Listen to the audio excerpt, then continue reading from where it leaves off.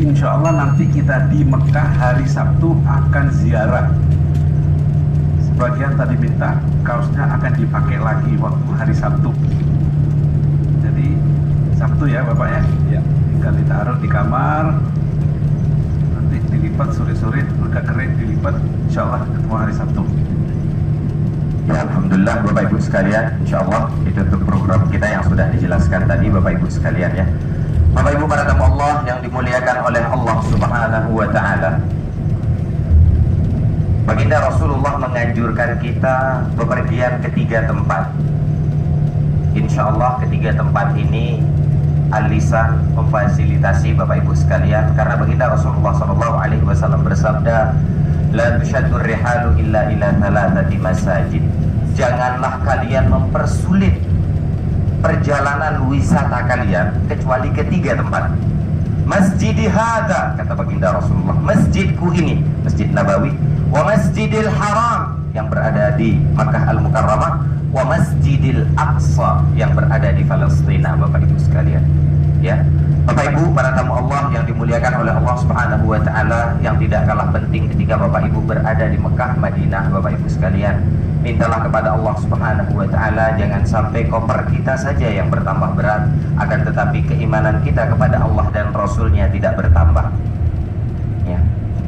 Mintalah kepada Allah Subhanahu wa Ta'ala, ya Allah jadikanlah amal ibadah yang hambamu lakukan di Madinah atau di Mekah nanti membekas sampai di negara kami, sampai di kampung halaman kami.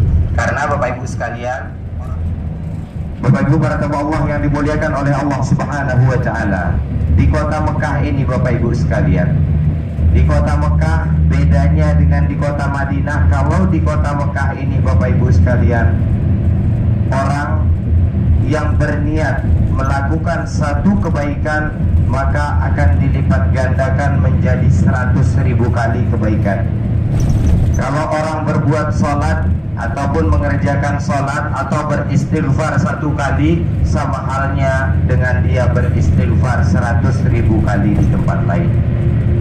Tapi tidak kalah itu saja Bapak Ibu sekalian, kalau orang tersebut berniat berbuat suatu kerusakan, maka malaikat langsung akan mencatatnya dan dilipat gandakan 100.000 kali pula Bapak Ibu sekalian.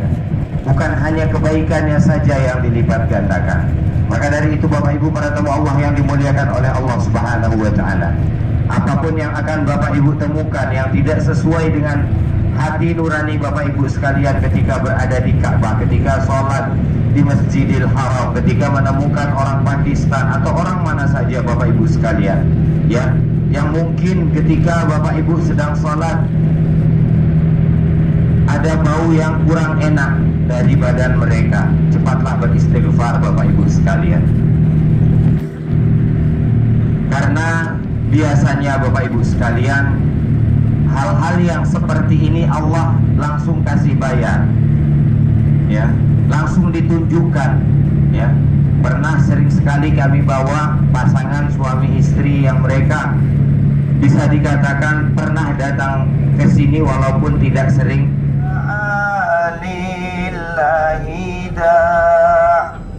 Ayyuhal mab'utsu fina jita bil amril muta' jita syarraftal madinah marhaban ya khairada.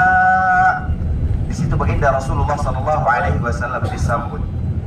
Sebelum sampai di sana ada orang Yahudi yang menunggu juga, yang pada waktu itu belum kenal dengan Rasulullah, benci dengan agama yang dibawa. Siapa namanya? Abdullah bin Salam. Ketika sampai di sana, karena kebanyakan para sahabat Bapak Ibu sekalian di kampung Kuba yang menunggu Baginda Rasulullah ini belum tahu Baginda Rasulullah, belum pernah bertemu dengan Baginda Rasulullah. Ketika Baginda Rasulullah sampai, mereka sempat bingung yang mana Rasulullah, yang mana Abu Bakar. Sehingga melihat kebingungan seperti ini, sahabat Abu Bakar dengan inisiatifnya mengambil surban atau rida yang dikenakannya, dipasangkan ke Baginda Rasulullah, sehingga mereka pun paham yang mana Abu Bakar, yang mana Rasulullah. Abdullah bin Salam ini langsung masuk Islam Bapak Ibu sekalian ketika mendengar baginda Rasulullah Sallallahu Alaihi Wasallam bersabda.